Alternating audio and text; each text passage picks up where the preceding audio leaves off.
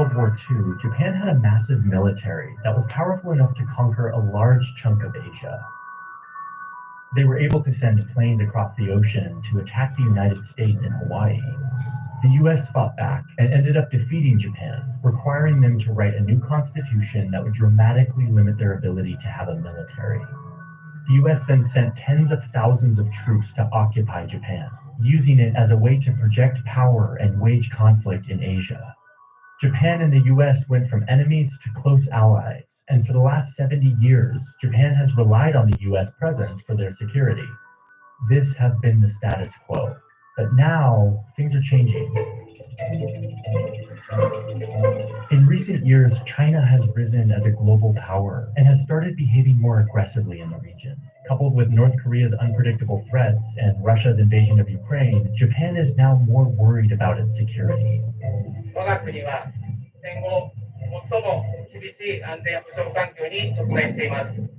That's Commander Kitajima, who we ended up talking to later on the beach, so we'll hear from him more in a bit. But the point here is that Japan is building back their military, and they're doing it quickly, focusing on building a chain of new military bases along these southern islands, this time with the support of the US.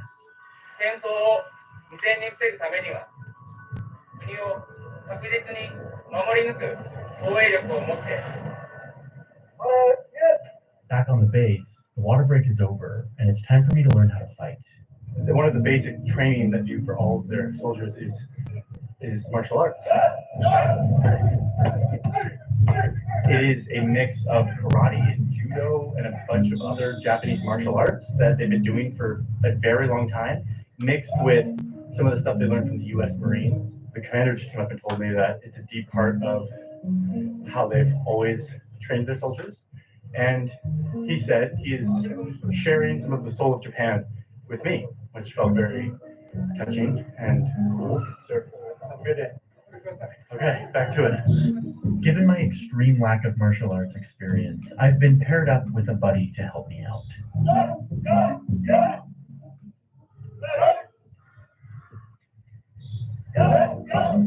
Even though we don't understand a word of each other's language, I don't know what I would do without him.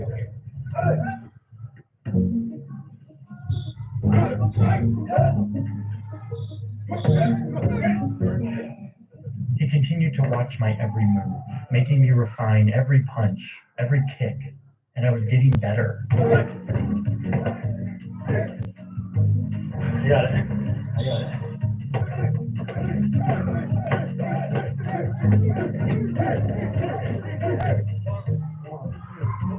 Yeah, I'm definitely not ready for combat. But could be a little training. There's potential here, I think. Already the exhaustion is starting to set in, which is worrying because I have to keep preparing for a real test fight at the end of all of this. I think the guns are coming out next. Out here in the Pacific, if war is going to be fought, it's going to be fought on islands. Islands, islands, islands. 日本は非常に多くの島々から成り立っています。その島々は我々が守り抜かなければならない領土です。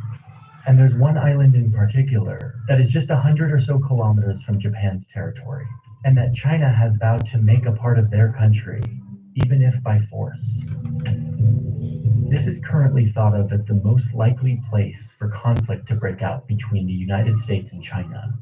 If that were to happen, these islands would surely be pulled into the conflict, especially because China already claims a group of these disputed islands. And in recent years, Chinese military officials and scholars have implied that China actually has an historical claim to much of this island chain, a similar historical claim narrative that pushed Vladimir Putin to invade Ukraine. ロシアによるウクライナ侵略から我々が学んだ大きな教訓の一つは、国を守るための十分な力を持っていないと相手に思われてしまうと、実際に侵略を行う国家がこの21世紀にも存在するということです。So Japan is focusing on beefing up its ability to quickly move its troops from the ocean onto the beach. This is called amphibious warfare. この万が一当初に侵攻を許した場合に迅速に当初に上陸し確保する。それが整備機動団の任務です。I'm back talking with Commander Kitajima, the head of the amphibious warfare unit in the Japanese military. His job is to defend these islands, and today his troops are showing me how they'll do that. ボート、水陸両用車、そして L キャップを用いて部隊を上陸をさせます。I didn't know what the commander meant by LCAC. Amphibious Assault Vehicle and LCAC. Whoa, LCAC. Can I ask about the hovercraft? Can you just describe that? What is that? L キャップは Landing Craft Air. So they're telling me that a hovercraft is vital for amphibious warfare, getting tanks, troops, and supplies onto islands quickly. I couldn't really imagine it, but a few minutes later, I didn't have to. So this thing right behind me is called an LCAP. It's this giant hoverboard. It's actually hovering above the water, and it allows the Japanese army to go from the ocean onto any beach. God, that's loud. You don't really realize how big this thing is until it gets onto the shore.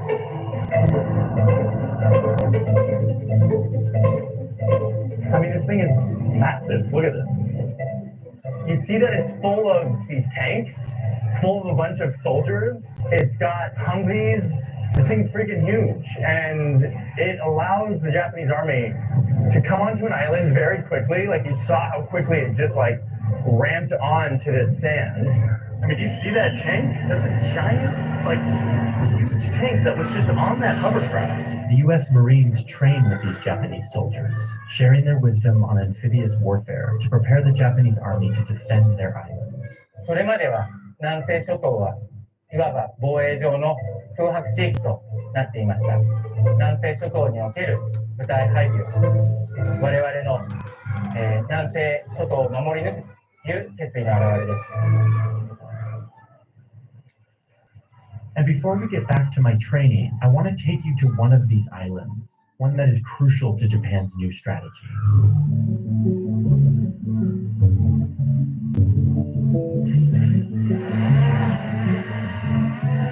I took the drone up and I'm looking at this beautiful forest.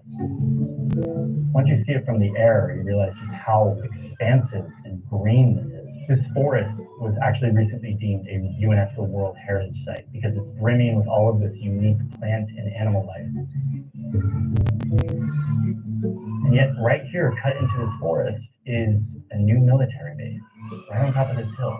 It's actually cause for concern among some of the locals. They let me visit the base on top of this jungly hill, and I was immediately struck with how new it all felt. Some of it was still being finished. 最後、今、この他に地下で大きな建物があるんですが、その体育館が4月ぐらいにできる予定で、I could tell there was a lot of excitement about this new base, but it quickly became apparent why this base is so important.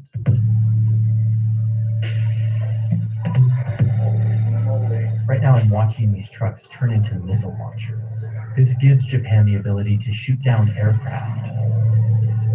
They have another variation that launches missiles to hit surface ships that come anywhere near this island. And these missiles are now stationed on several islands along this chain. They're giving me a demo of another one of these missile trucks. This one's a surface-to-ship missile. It allows them to shoot these missiles from here and hit a ship that is somewhere in the ocean. It's once again another big capability for defense, which is Japan's whole purpose for building up their military on this island chain. What's the range? Confidential. They wouldn't tell me the range, but my reporting showed that these missiles have a range of around 200 kilometers, with the newer missile upgrades potentially going up to 1,200 kilometers. This is a massive new capability for the Japanese army. Why is this capability so important for Japan? だから、日本って海洋国家なので、必ず敵の侵攻っていうのは海から始まりますので、その船に対する、攻撃能力を持つっていうのは非常に日本にとって必要なんです。Back at the base, my training is going well. I've been sitting through some lectures and briefings, visiting Japan's fleet of helicopters, and learning about their disaster relief missions. I also found some delicious food in the base cafeteria. But now it's time to begin gun training.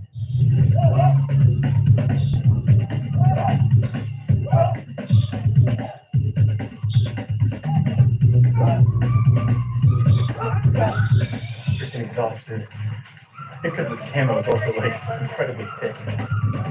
My friend doesn't really care that I'm exhausted. He believes in me here, and he expects nothing but my best. The precision of his moves. I'm starting to wonder if I'll ever make him proud.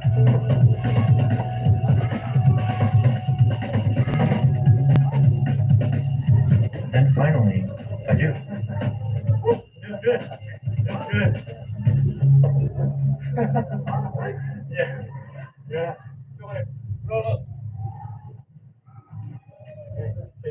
I'm nearly ready for my test fight. But first, I need to learn one last important skill that is unique to this place.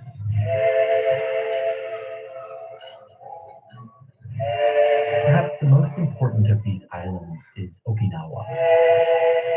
Okinawa has two things hidden deep within its soil: the bones of the abandoned bodies that died in a devastating World War II battle, and the bombs from that same battle, the bombs that never went off. I'm learning about how these unexploded bombs are everywhere on this island, and my training is to learn how to safely detonate them. Today, they're teaching me how to disarm this 250-pound American bomb, and even though it's just a practice one, I'm still pretty nervous. Okay, my turn. Half? Okay. After loosening this delicate fuse, I now have to slowly unwind it with my hand, without letting it touch the sides. By hand. One full. Okay.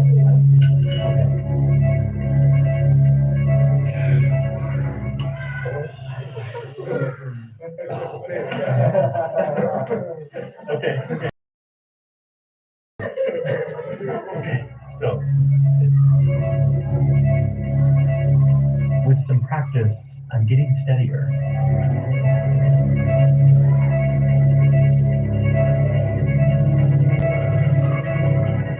let's pull it out. Okay.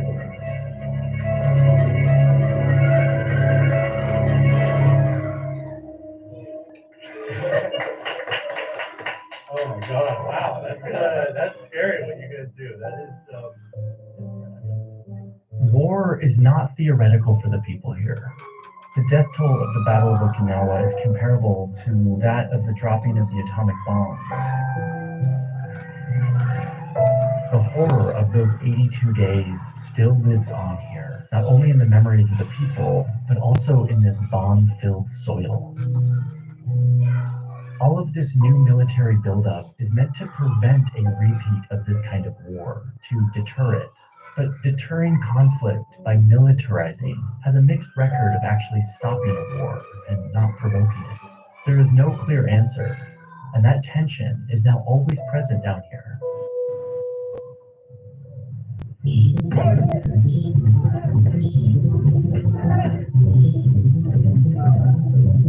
I'm surprised to find that my training is actually sticking.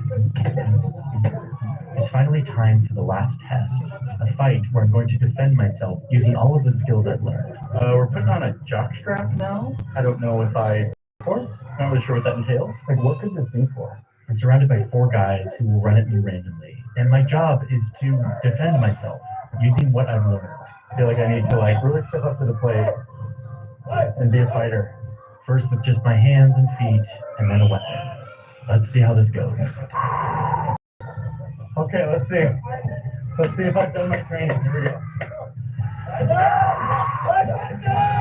Okay. Who's coming at me? Who's coming at me?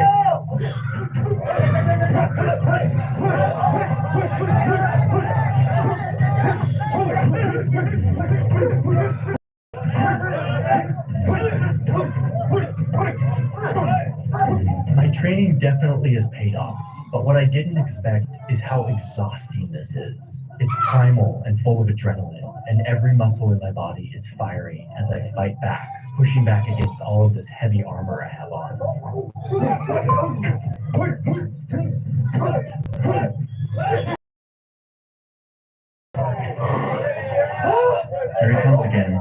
moment of need, he's always got my back. Yeah. Oh. Okay. And now with the goat. Yeah. Okay, here we go.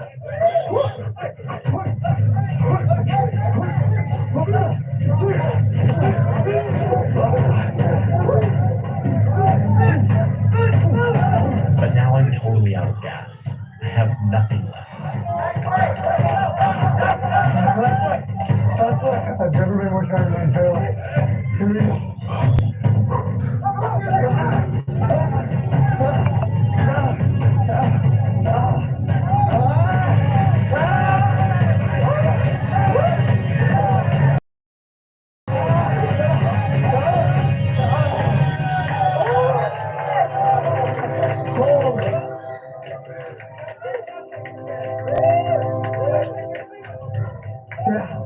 Thank you. Holy. Yeah, thank you. Oh my God, I'm not meant for war. That was truly, utterly, I've been so tired in my life. It's exhausting. You have this like primal thing running through you where it's like people are attacking you. So you keep fighting, like yelling. That's intense. Wow. It's great. Yeah.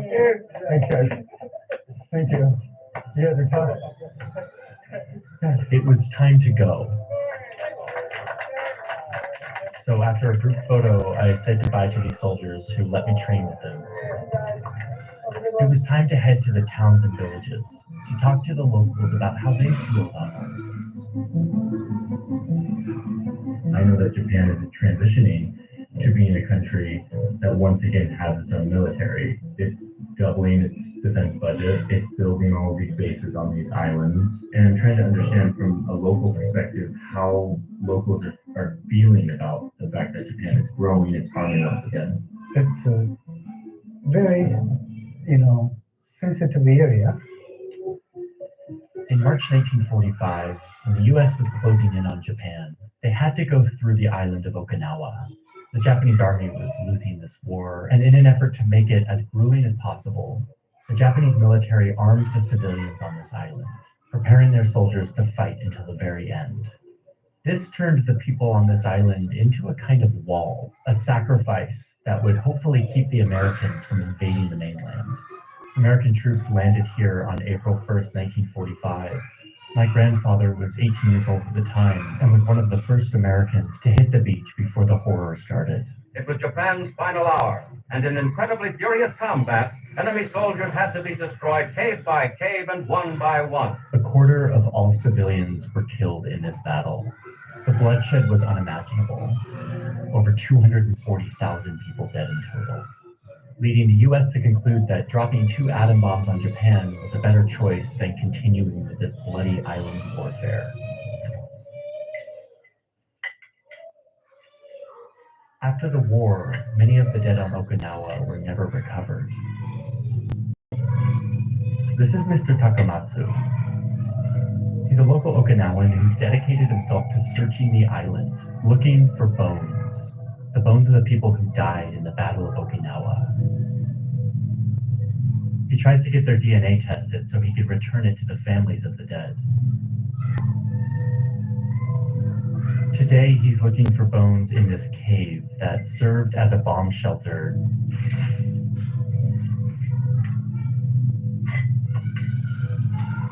There are still burn marks from the flamethrowers used in that battle almost 80 years ago.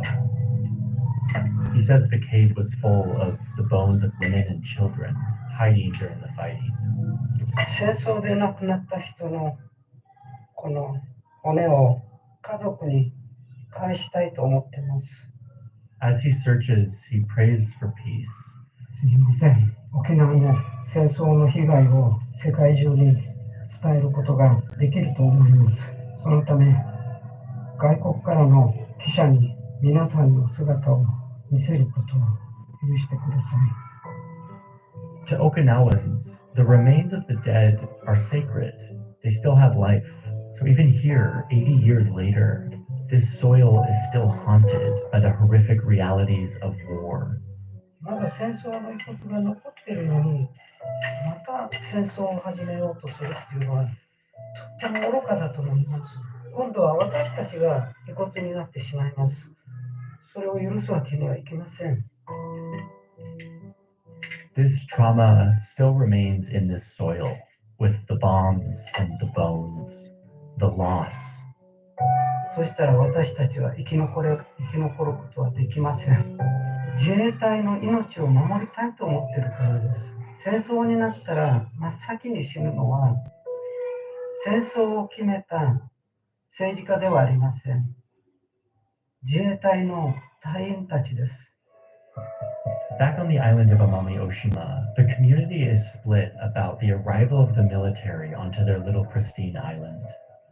安心するっていうか、守ってくれそう。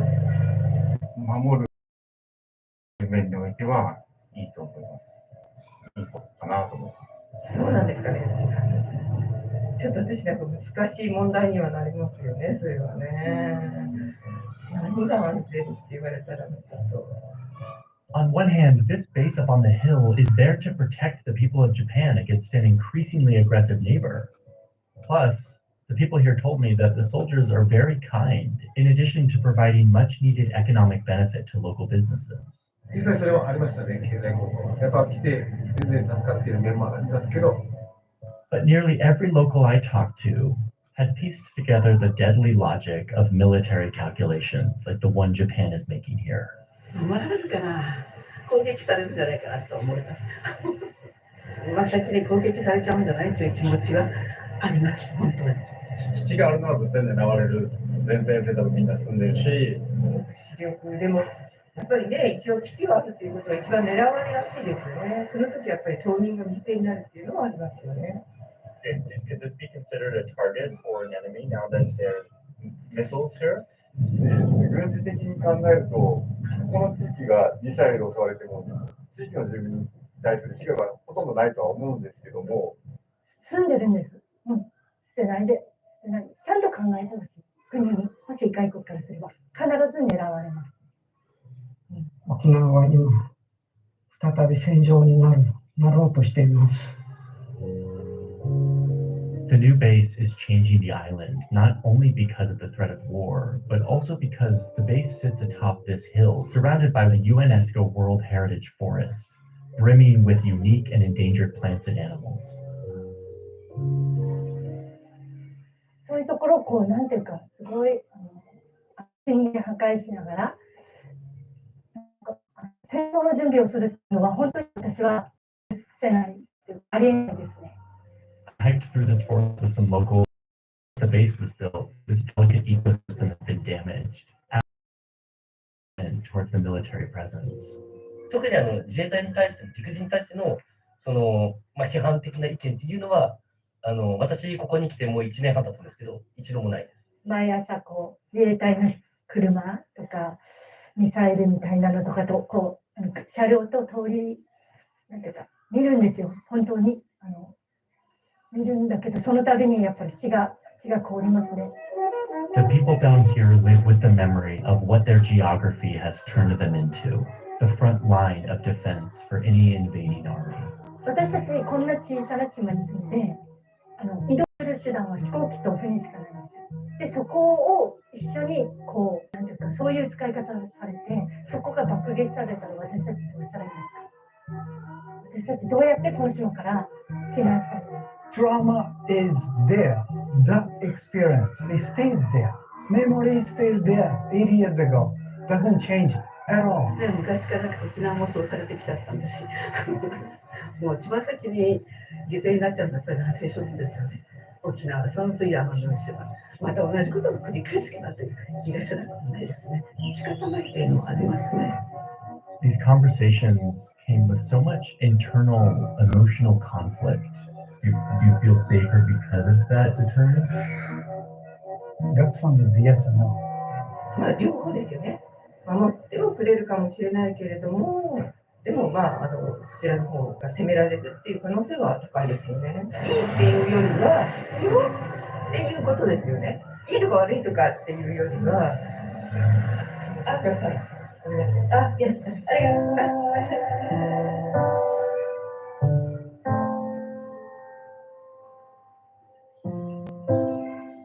came to these islands to train with the military, to immerse myself in this unique time in Japan's history.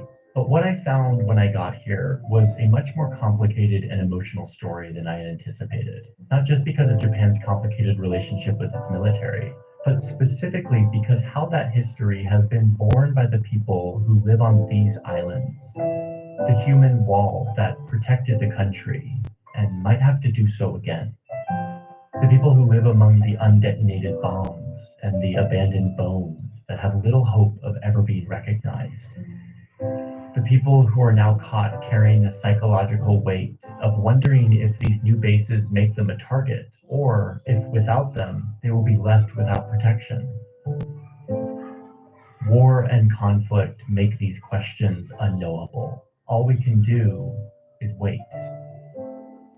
Meanwhile, the Japanese military will continue on its course to build a proper military to protect and defend their country, focusing on amphibious warfare and hoping that their efforts will be enough to make China or any other enemy think twice about acting any more aggressively than they already have. Hoping that all of this doesn't provoke the very war it is trying to deter.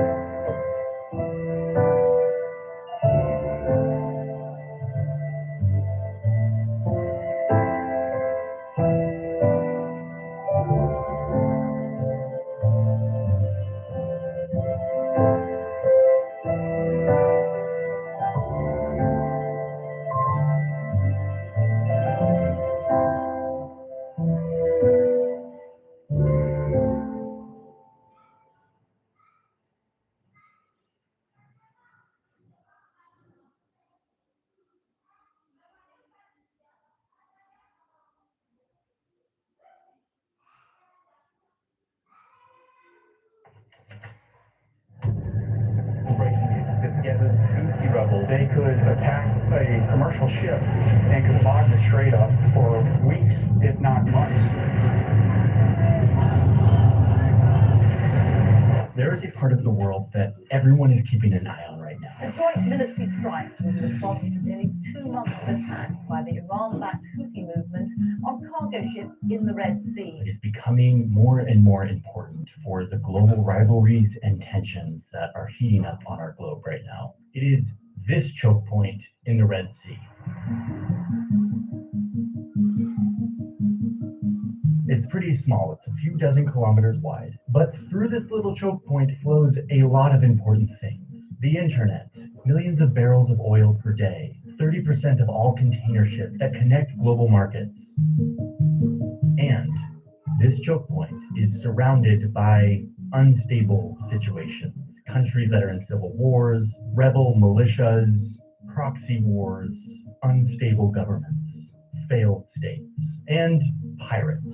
In recent decades, pirates have hijacked thousands of ships here, extracting hundreds of millions of dollars in ransoms, a topic we did a whole deep dive on in another video. And lately, as war has raged in the Gaza Strip, the fiercely Western Houthi rebels in Yemen is traveling through this water, leading the US and UK to strike back. Yeah, a ship attacked by Iran-backed Houthi rebels last month sank in the Red Sea. The region is vital, yet volatile all at once.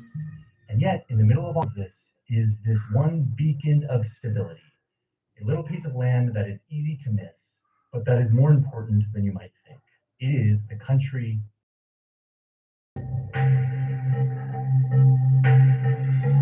Djibouti is this small, arid country right on the choke point, and it is home to the militaries of the United States, of several European powers, of Japan, Japan's only foreign military base, by the way, and right down the road from the American base, China's first military base outside of its country. Qatar has peacekeepers here. The United Arab Emirates ran the biggest port. Eritrea seized some of its territory recently. And Ethiopia, one of the largest countries in Africa, runs almost all of its trade through Djibouti. Ethiopia is landlocked, and this is their gateway to the world. It's a lot. Djibouti is a lot. There's a lot going on in Djibouti, which is why today we are talking about this place. I want to explore why so many powers want to be here. Why everyone is converging on this little tiny patch of land the size of New Jersey. And I want to ask if little Djibouti, one of the poorest countries in the world, can balance all these rival powers against each other without falling victim to them. You know, 10 to 15% of global trade moves through the Red Sea. We will not hesitate to defend lives and the free flow of commerce. Hey, I'm going to pause really quick. I'm actually excited about today's sponsor because it's a tool that I have wanted to exist for a long time, and now it exists. As many of you have told me in the comments, we live in a world where it's really hard to trust media and news. There's so many different news outlets, and more news outlets have a political bias. It used to not be like this, but now it is, and social media makes it worse. And so what are we to do, those of us who want factual reporting from around the world? The answer is Ground News. Ground News is a website and an app that feeds in 50,000 different sources of news, condensing it into one story that gives you a lot more information about that story. It shows you the bias ranking, how much of the coverage it leans right or leans left or is centered. It gives you a rating on the factuality of each source. With Ground News, you can quickly compare coverage from all these different outlets and get a much better view of what the story actually is. One of my favorite features is once you use Ground News a bunch, they will tell you what your blind spots are. You're clicking only on a certain type of article that leans a certain way, they'll show you the other side so that you don't just get caught in the echo chambers that are so common on social media and news today. Like right now, as I'm recording this, there's this story about US-China competition for AI drone weapons. I can click into it and see coverage from a bunch of different sources, read their headlines, see the different bias ratings, and just at a glance get a full view of how this story is being covered. This exists for all of the major news stories happening right now. So if you're somebody who values critical thinking and unbiased news coverage, this is probably a tool for you. Ground News is giving the viewers of my channel 40% off the Vantage plan, which gives you access to all of these features. There's a link in my description. When you click that link, it helps support the channel, but it also gets you 40% off Vantage plan, which gives you access to all of these features. I like Ground News. I'm so glad it exists, and I hope they keep sponsoring the channel because I would love to continue to get the word out that more balanced news consumption does exist. So thank you, Ground News, for sponsoring today's video. Let's dive back into the story of Djibouti. This little church called the Bab al-Mandeb, or Gate of Tears. It used to be nothing but a recipe for shipwrecks. It was known mostly for strong winds, unpredictable cross currents, and shallow reefs that made navigating it dangerous. And it wasn't very valuable because if you go through it, you just end up in the Red Sea, which was a dead end for most of history. That is until a French company miraculously cut a canal through this part of Egypt and changed the world forever, nearly halving the time that it would take for Europeans to Asia, where they were all racing each other to conquer, colonize, and bring back unfathomable wealth to their countries.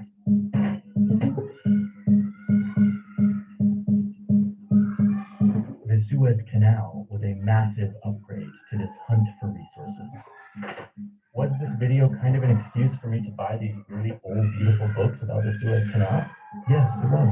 For France, this engineering miracle called the Suez Canal was their chance to beat out their big rival, the British Empire, who was clearly winning the race, dominating the routes to Asia before Suez opened. The canal was supposed to change that. So now you have a new front in this race, a scramble for control over this new route to Asia. This windy little choke point was no longer just the Gate of Tears. It was an important bit of water, one of the most important on Earth, at least for the empires. They had to keep an eye on it. So the British take this little island right at the choke point. They put a lighthouse on it.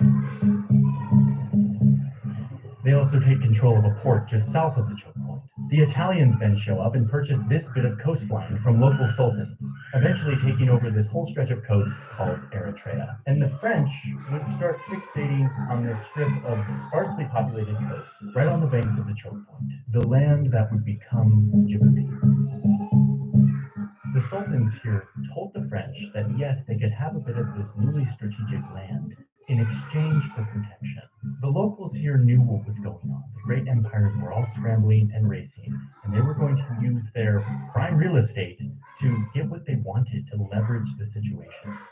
Smart, and totally a theme throughout this video.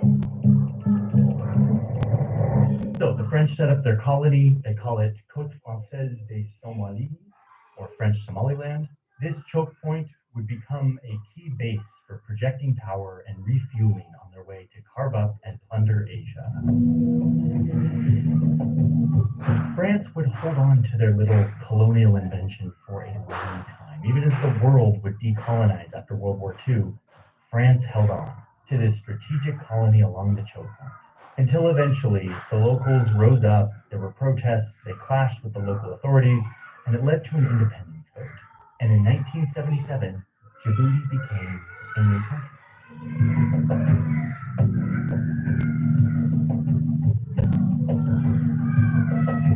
Djibouti was independent, but they had a problem. In the words of some New York Times reporting from 1977, the tiny new nation had no army, less than 1 square mile of arable land, and no resources except for sand, salt, and 20,000 camels. Yeah, not good. So, once again, they made a deal with France. Djibouti wouldn't be France's anymore, but they would be allowed to retain a military base in the country in exchange for security and protection, as well as economic aid. But this didn't change the fact that Djibouti had very little natural resources or arable land. Their economy fell into a crippling depression. Eventually, there was a civil war, and it wasn't looking good for Djibouti. Djibouti's salvation would eventually come when they realized that they should harken back to the old days and start exploiting the thing that had made them valuable all those years ago, their location. Stop shooting at the plane has crashed into the World Trade Center. Our very freedom came under attack in a series of deliberate and deadly terrorist acts. 3 months after 9/11, the United States was about to come crashing into the Middle East in a new way, and they asked Djibouti if they could set up a base there. And Djibouti says yes. Suddenly, after the global war on terror, America realizes that it's one of the key locations. It matters to be there. You had, Al Qaeda in Yemen. You had Al Qaeda in even Horn of Africa. So they needed a base, and Djibouti was one country which was willing to offer them. It would become America's only permanent military base on the continent of Africa, and it would be a key jumping-off point for George Bush's war on terror. And reminder that it's now the 21st century. Things have changed in the world, and this little choke point was becoming more valuable again, but for different reasons than the old days. Number one, the world had become addicted to fossil fuels, oil and gas, which was the lifeblood of their economies. And most of that oil and gas was coming from over here, from the land and waters of the countries around this Persian Gulf, where it was then put on ships and sent around the world, a lot of it heading west through this vital choke point, up the Red Sea, into the Suez Canal, and onto Europe. The world knew that their energy was vulnerable because Egypt, in earlier decades, had weaponized the canal by closing it, by blocking it. One time for 8 years, inflicting immediate pain on the countries that rely on this constant flow of energy and goods.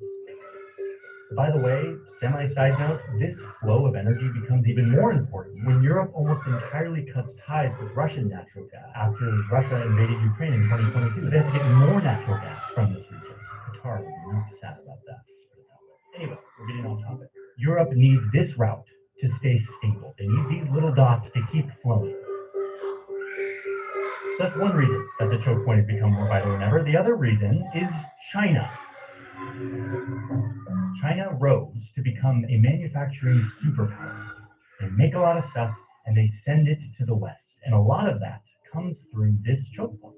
And all of this vital trade is happening in a region that is full of unstable governments, rising anti-Western militias, and Somali pirates, making this route precarious and dangerous and subject to problems.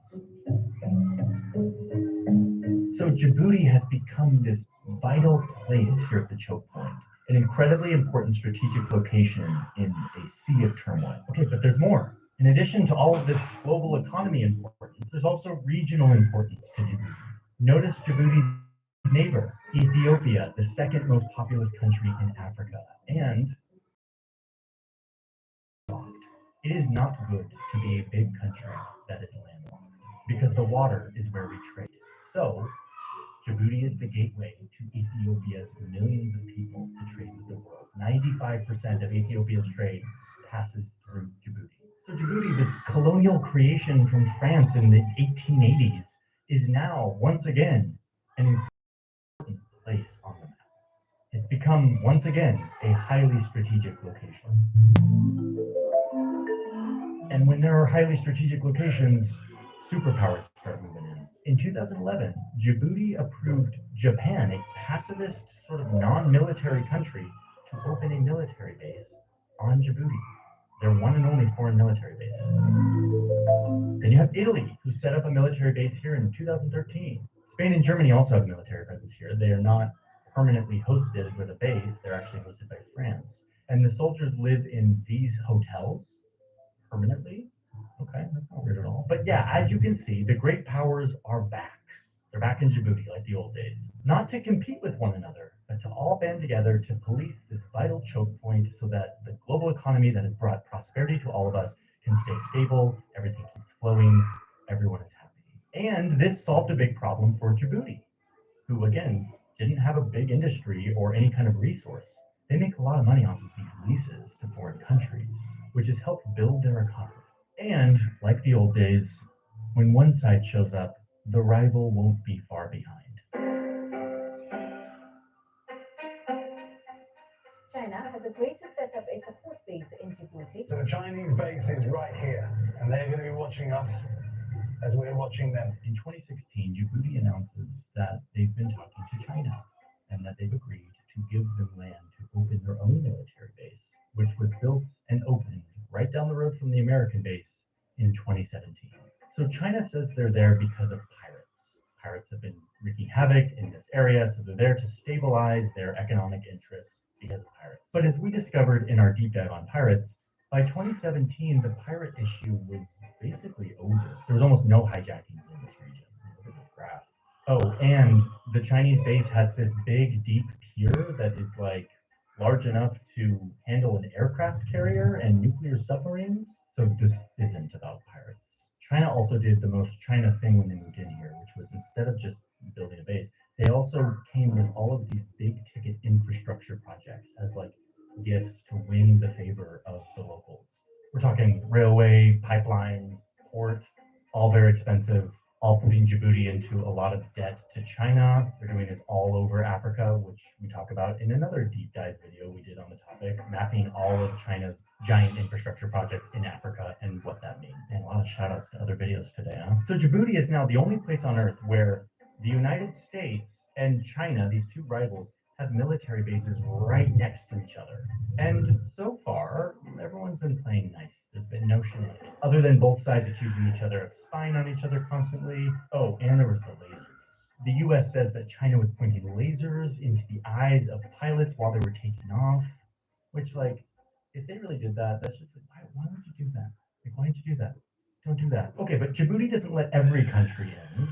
Russia wanted to have their own base in Djibouti, and Djibouti said no. It probably helped that the American National Security Advisor flew to Djibouti and told them that the US would double how much they're paying for their lease. Djibouti didn't let Russia in. Okay, but what about the people? Djibouti isn't just one big military base. There's almost 1 million people who live here. And their day-to-day probably consists of a lot of jet engine sounds. We got to talk to my old grad school professor, David Vine, who is an expert on U.S. military bases and how they affect the locals. So what we were talking about is a foreign government, foreign military, occupying large swaths of land, fenced off, and hosting large amounts of weaponry, high-powered weaponry of many kinds. Et tu ne peux rien faire si tu n'as pas la force nécessaire pour les dégager de ton territoire.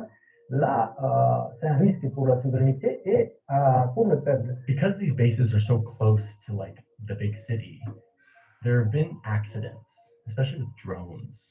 The US used to take off their drones and some would fall and actually crash onto like civilian infrastructure. So they had to open a separate airstrip. Donc, l'armée américaine, les voitures de l'armée américaine ont écrasé des cheptels ou des bétails ou des chameaux qui appartenaient à la population qui habite pas loin de leur de leur base militaire. Apart from occasionally running over cows, the soldiers mostly keep to themselves. US soldiers don't even go into the city to buy stuff. All of it is flown in, creating a little slice of America right in Djibouti. They don't even drink the water from Djibouti. It's all flown in. C'est les jeudis soirs qu'on appelle nous les jeudis soirs. Parce que comme il y avait des nightclubs, le légionnaire, surtout les légionnaires des Français sortaient le jeudi, ils avaient journée libre et ils venaient dans le nightclub. Et quand ils ont abusé l'alcool, après il y avait toujours à leur sortie des nightclubs, il y avait toujours des problèmes. Le plus gros problème venait de là en fait. The dictator. Well, welcome to the Government delegation here today. The US base in particular, but also the French and Chinese bases, which are the largest of the collection, are all helping to prop up undemocratic regime that is accused of widespread human rights abuses. Every time a foreign power makes a deal with Djibouti and pays them a lot of money in exchange for them being able to be there, they basically validate this terrible dictator who's been in power for 25 years. There's no real elections, free press, freedom of speech, plenty of human rights abuses. But on the other side, there's at least one way that regular people in Djibouti benefit from all of this. Fewer people go hungry today than at the conclusion of the Civil War. And even though the economy is still poor, all of this foreign aid still does support it. Is that worth it to them? I don't actually know. And another version of this video that I want to do someday is to go there and talk to the people and hear what their thoughts are about the bases in Djibouti and what that feels like to live so close to all of these foreign militaries. For now, we're talking about the geography, the history, the geopolitics. Okay, speaking of geopolitics, there's another angle to this story that is devilishly complicated to get into, and I'm not going to get into all the juicy details. You'll understand why when I start talking about it. It has to do with the regional geopolitics, the rivalries and the concerns and the issues of all of these countries that are right next to Djibouti, not just the outside powers. I want to just give you a little sampling of what this looks like because it's pretty wild. So you have all these Gulf countries, and some of them are not totally on the same team, but almost all of them are thinking about the future. They're realizing that oil is not going to be a big part of their future because oil is not going to be a big part of any of our future, hopefully. And they're realizing that they're going to need to invest in the Horn of Africa, this region here, which they believe is probably going to be the future of their food, their future breadbasket. So hold that for a second and then look at Ethiopia and Eritrea. Ethiopia, as we mentioned, uses Djibouti as their gateway to the world. They need it to feed their millions of people. All of this geopolitics is also playing out in Djibouti, this little country that has to navigate everyone's interests. So here's a quick episode of this drama to give you an idea of what it looks like. The United Arab Emirates, UAE, used to be best friends with Djibouti. It was one of their most important partners.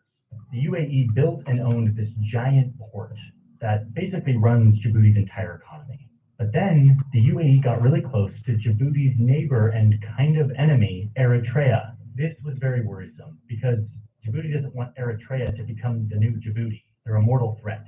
They don't want the UAE to just shut down Djibouti's strategic offering. Okay, fast forward to 2017. The UAE, with their close friend Saudi Arabia, are in a feud with Qatar, which also has a military presence in Djibouti, right up here on this border. Now that Qatar and the UAE are fighting with each other, they turn to Djibouti and say, hey, you are too close with the UAE. We're out of here.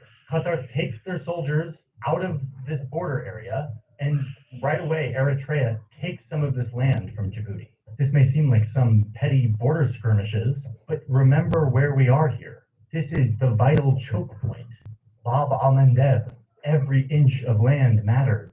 Every little conflict could be the spark that stops the global economy. And what this little flare-up shows us is how Djibouti finds itself in the center of conflicts between other countries that it kind of doesn't want to be in the middle of, but has found itself in the middle of because it hosts all of their militaries.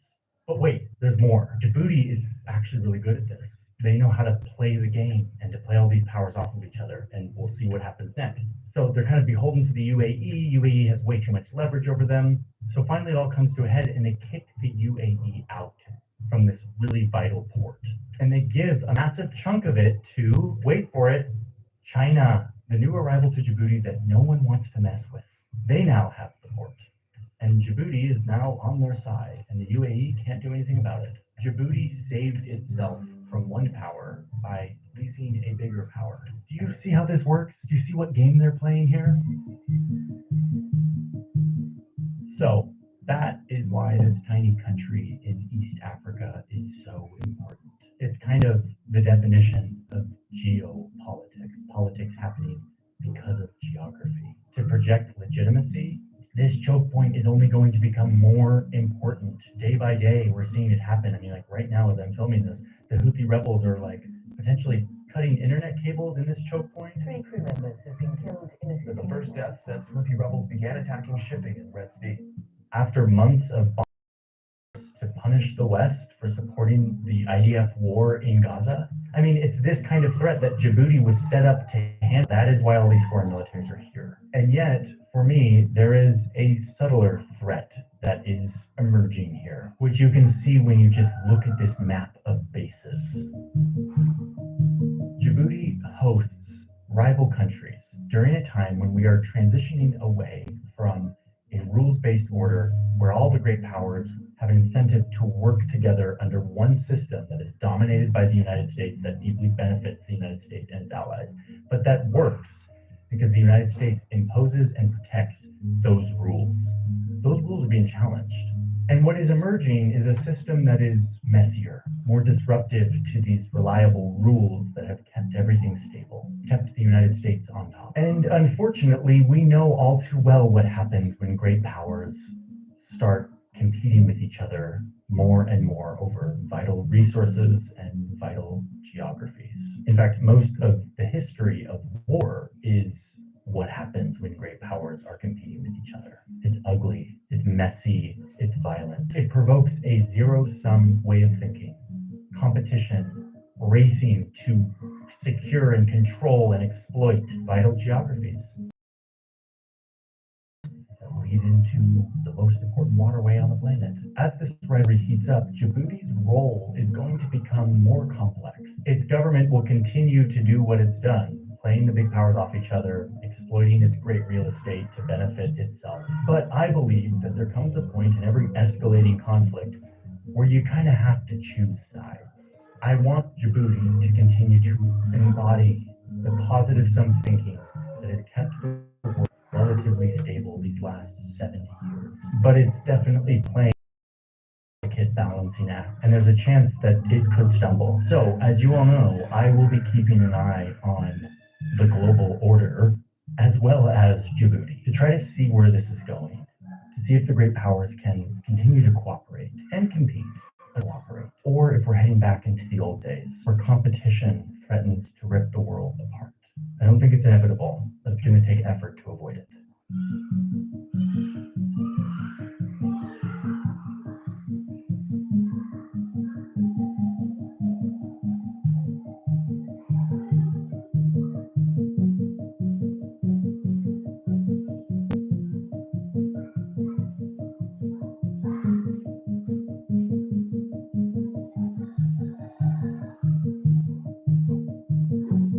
Hey, thanks for watching. And thanks to the New York Times for having the Times machine, which is every one of their newspapers ever digitized in nice high res. So I can read what the New York Times was reporting on in 1977.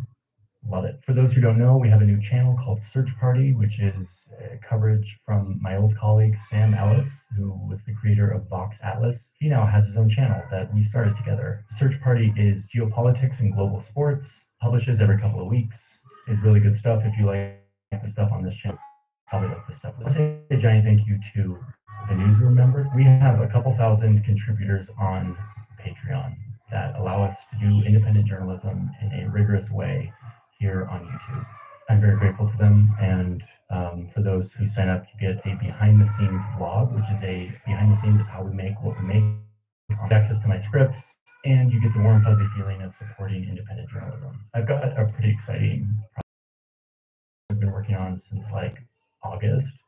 It has to do with Japan, and we've been working really hard to get access to some very specific places and people and things in Japan. I'm leaving on that trip very soon, and I'm very excited to share it with you because it's a deeper approach than I've done in a long time, if ever, and it's going to be really wonderful. So stay tuned for that. Subscribe. subscribe if you are not subscribed and you want to watch more videos that we are making, better videos and different videos, continue to improve for all of you. So thank you for being here. I'll see you in the next one.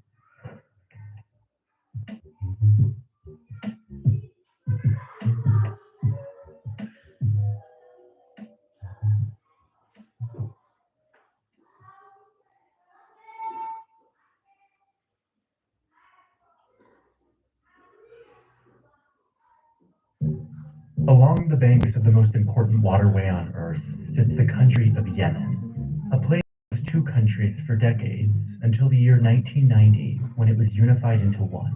A fragile patchwork of groups, all with different tribal backgrounds, religious beliefs, and political aspirations.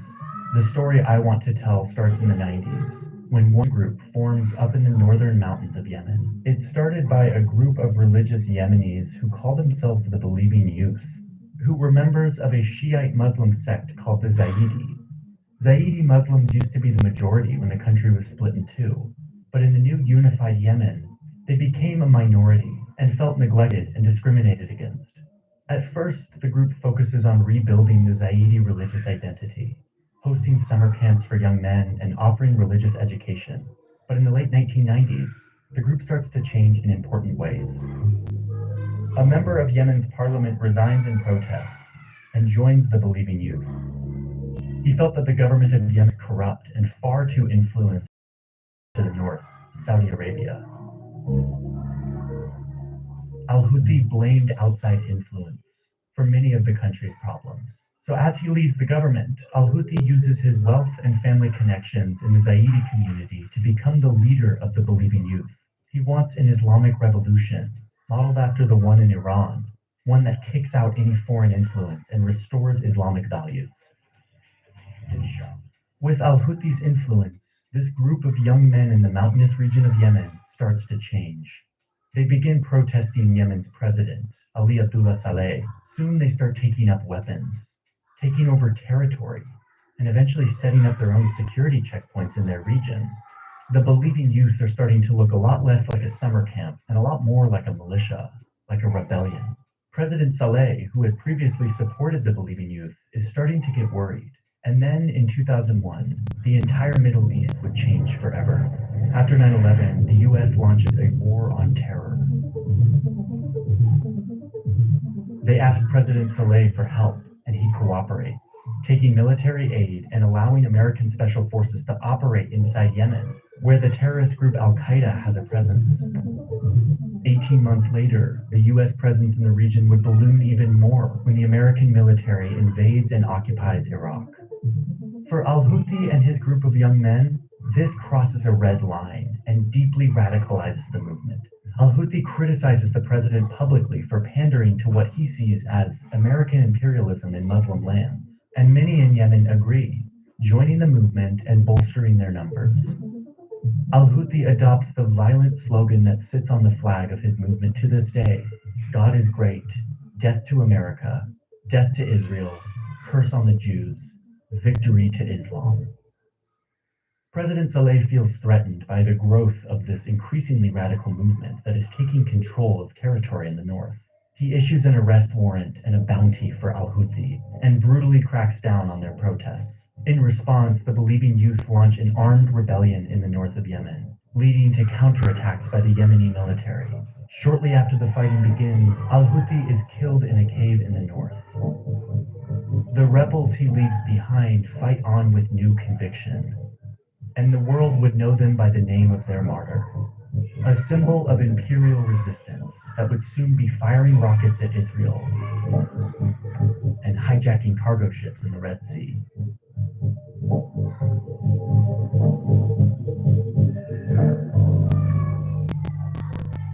This Yemen story is about to get really fascinating. I'm going to pause for a second because I need to thank the sponsor of today's video.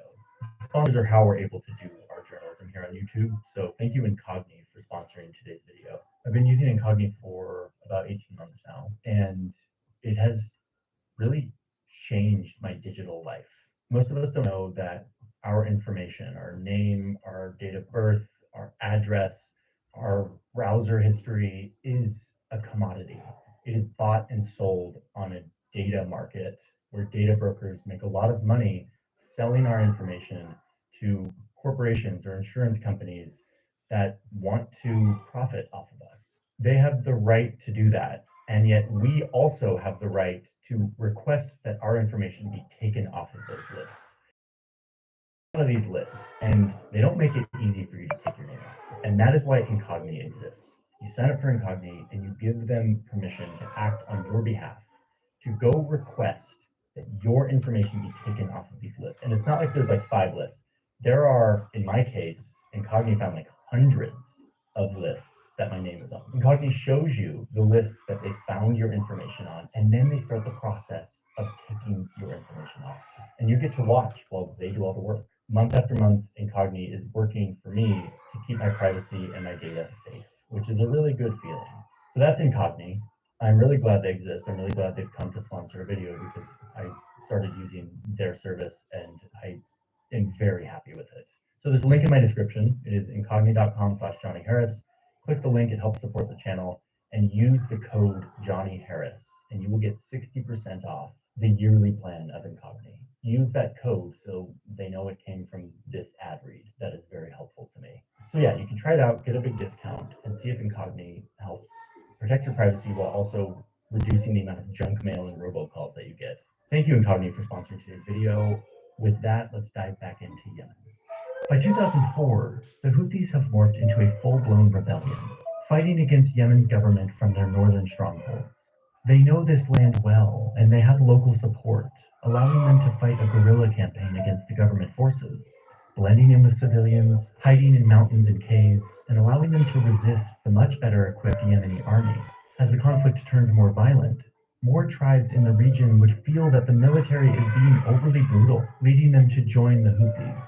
And it's at this time that the conflict goes international.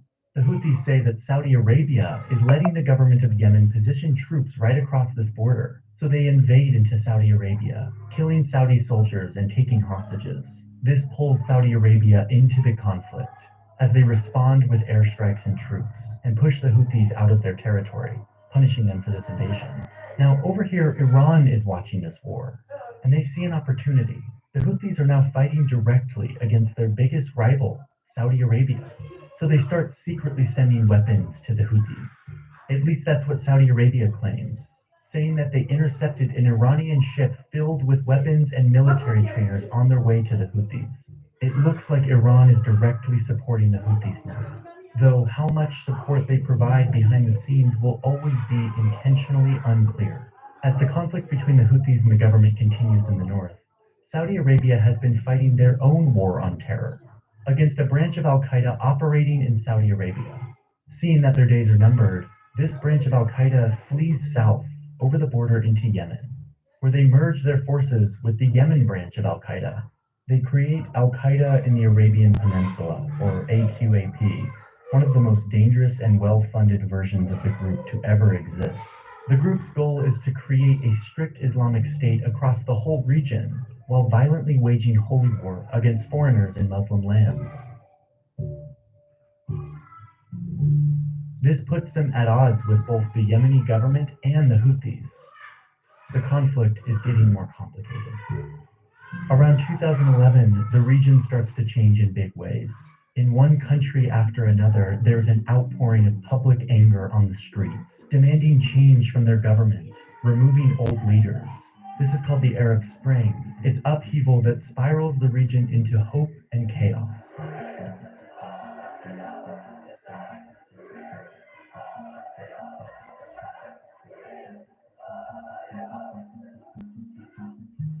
Iran and Saudi Arabia see this as an opportunity to strategically choose sides in all of these countries in hopes that when the dust settles, they will come out with a stronger hand of allies in the region. And one of their main focuses is Yemen, a country that is also rising up, calling for President Saleh to step down. The corrupt dictator of Yemen is running out of time, which is something the Houthis have been fighting for years. But Saleh refuses to step down, adding fuel to the uprising. Saudi Arabia sees this situation at their southern border and decides to step in with the help of the UN. convincing Saleh to transfer power to his vice president in exchange for immunity from prosecution. On his way out, Saleh takes the billions of dollars that he corruptly amassed during his time in office, and he also retains the loyalty of key parts of the military, fighters that are only loyal to him. But the people aren't satisfied with this new Saudi-backed president. The government remains weak and unorganized. Meanwhile, the Houthis are taking advantage of this infighting and only getting stronger, taking more and more territory from the government, adding to their forces, and receiving more support from their backer, Iran, who is supplying them with more training, missiles, drones, and other advanced weapons. They used these weapons in the fall of 2014 to march into southern Yemen, taking over large swaths of territory. Now that the Houthis have momentum, the former President Saleh joins them in an alliance of convenience. In fact, Saleh's forces are critical in helping the Houthis take the capital city of Sana'a. Saleh is now working with his former enemy against his own vice president, the man he had to give power to when he stepped down. President Hadi and his government flee south as the Houthis take over, but the Houthis are right behind them. So Hadi has to flee to Saudi Arabia, trying to govern Yemen from there. But the Houthis just keep gaining momentum. By the middle of 2015, they now control the capital city completely, where they create their own government and take control of the government's military weapons, helping them expand even further into the south. Now that the Houthis are in power, they run an oppressive regime that silences free speech, crushes dissent through arrest and torture, and recruits children as soldiers, all while imposing strict religious laws that undermine women's rights. Meanwhile, Saudi Arabia is getting nervous. Their southern neighbor is now controlled by a group that is funded by their biggest enemy. So, they recruit the support of countries around the region and invade Yemen with the goal of removing the Houthis from power. The war is led by Crown Prince Mohammed bin Salman, Saudi Arabia's up-and-coming leader and defense minister. He starts with a widespread bombing campaign and a naval blockade that prevents shipping in and out of the country, with the goal of trying to cut off support coming in from Iran. The Crown Prince turns to the United States in need of more weapons for this war. While the US leaders are reluctant to get involved in another Middle East conflict, they also want to maintain a good relationship with Saudi Arabia, who is their major security and energy partner in the region. They also have an interest in weakening al-Qaeda's growing presence in Yemen. So in addition to supporting this war with logistics and intelligence, President Obama approves billions of dollars of weapons, planes, tanks, and even weapons banned by most of the world for how dangerous they are for civilians, like cluster munitions. This quickly turns Saudi Arabia into the largest importer of American weapons for the next 4 years. So it's 2015, and Yemen is in a full-blown war between the Houthis and Saudi Arabia and their coalition. This is when al-Qaeda, who's not on either side, takes advantage of this chaos and makes a land grab in the middle of Yemen. They take major cities and clash with government forces. Also taking advantage of the instability is the terrorist group ISIS, who come to Yemen and fight the Houthis and al-Qaeda at the same time, though their attacks are scattered and they don't control significant territory. The US then gets more involved by launching airstrikes at al-Qaeda and ISIS targets to stop them from gaining any more territory. They try to kill their leadership, but the US has to do this carefully because they don't want to engage the Houthis.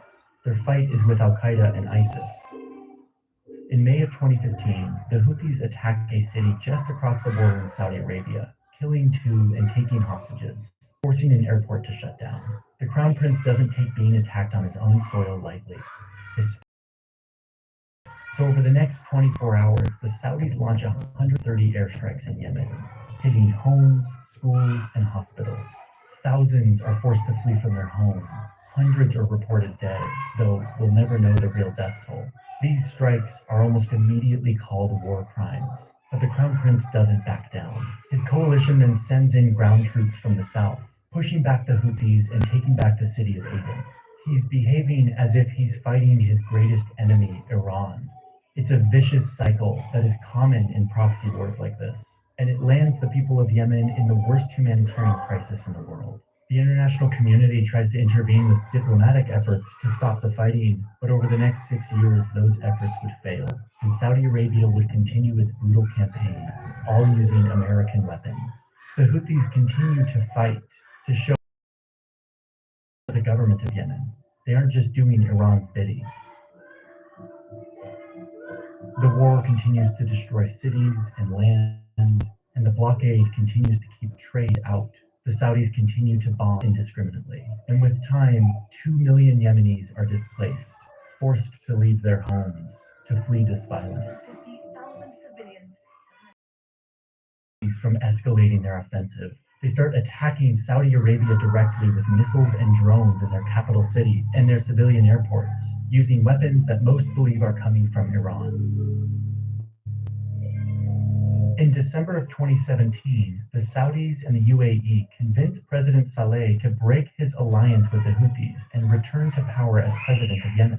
They hoped that Saleh, the former dictator, might be able to hold on to power and rule more effectively. Saleh takes the deal and changes sides yet again, breaking with the Houthis and joining the Saudi-led coalition. Fighting breaks out between the Houthis and Saleh's militias, and Saleh is killed just 2 days later. Meanwhile, in the United States, there's a new president. President Trump orders increased drone strikes and raids against Al-Qaeda, helping government forces take back large amounts of territory.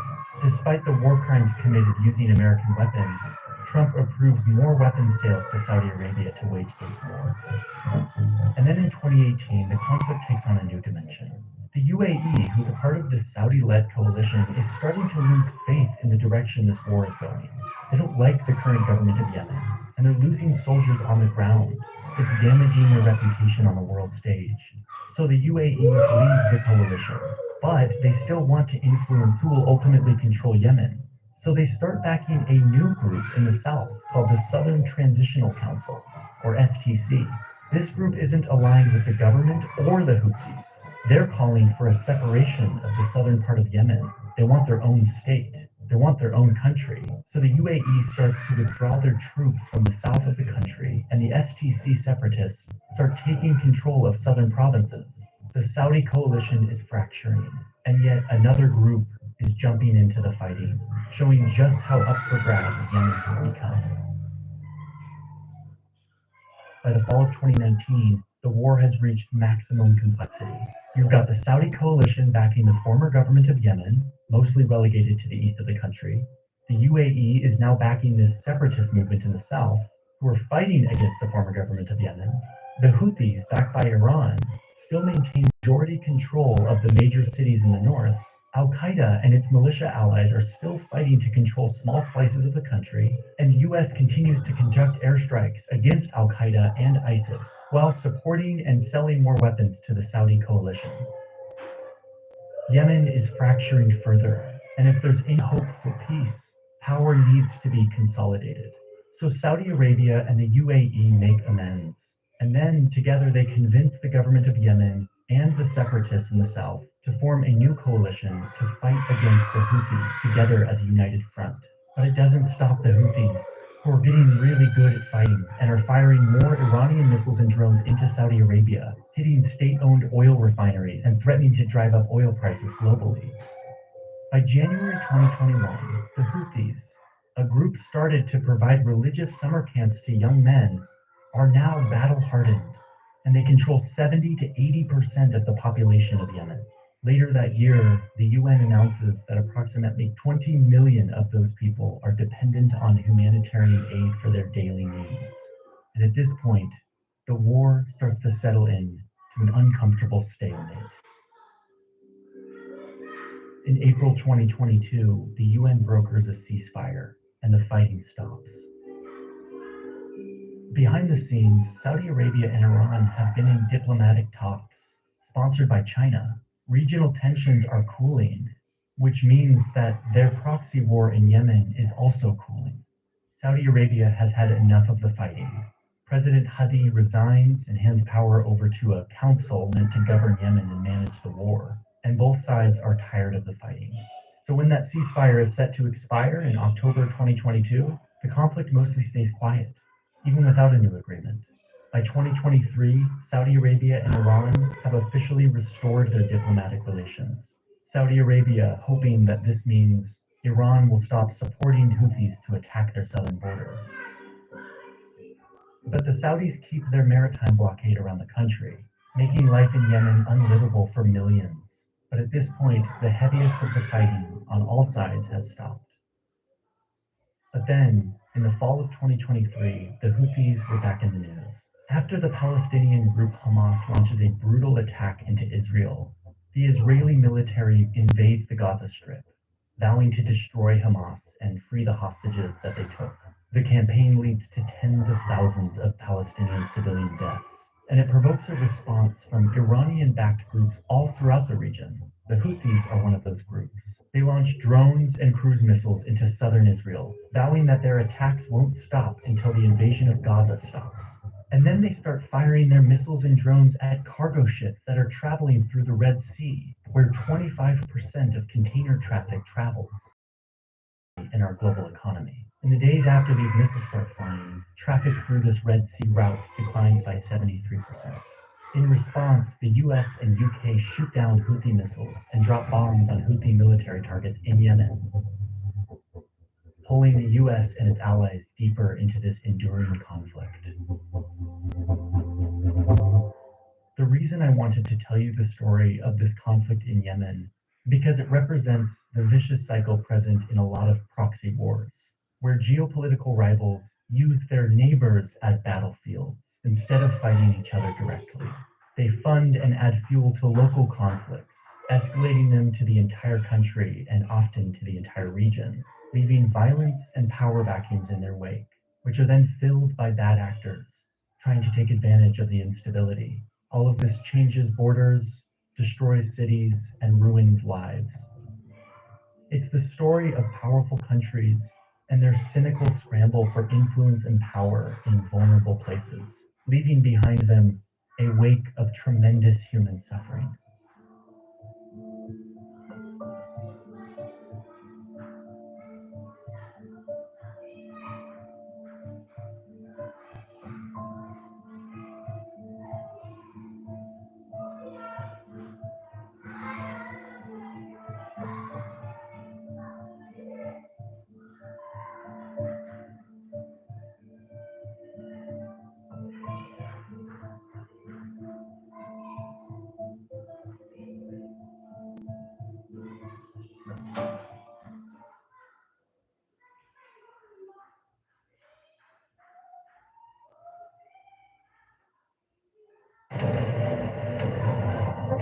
If a person robs you on land, they are a thief.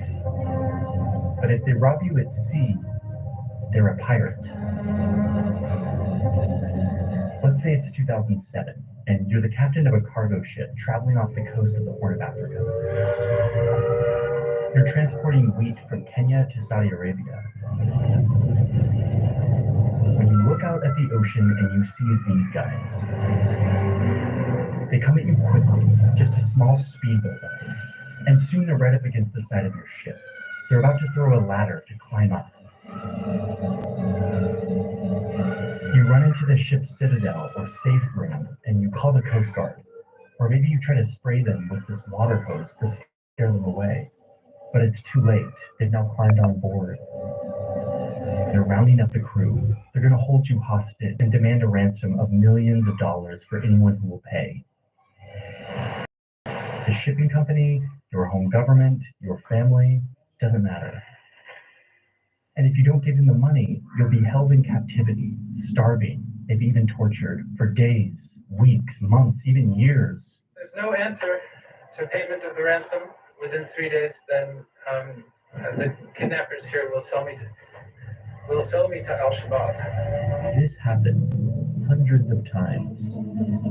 This is what a typical hijacking in this region looked like in the early 2000s, where by the end of the decade, hundreds of piracy incidents were reported every year, and they were still just getting started.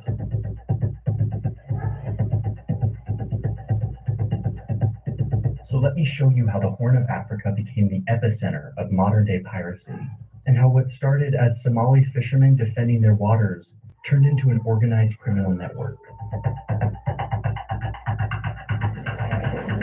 This is the rise and fall of Somali pirates. Off the Somali coast where those pirates attacked that vessel.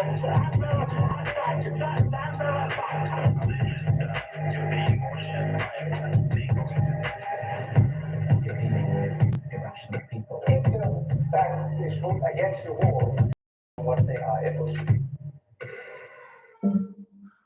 Pirates aren't one thing. They've always existed. As long as there's been international trade on the ocean, there have been pirates. Sailors who utilize the expanse of the open ocean to rob and steal and run businesses. If you haven't seen CGP Gray's deep dive on pirates, go watch it. It's a two-parter. Pirates are everything from Norse sailors who raided other Britain Blackbeard, who stole a French slave ship up into the ultimate pirate vessel. Pirates were poor men who were looking for money and social mobility. Some of them were looking for fame and glory and power in a time where seafaring men had little status or opportunity in society. The busiest had global trade. Off the coast of a country where global trade. Off the coast of a country where piracy uniquely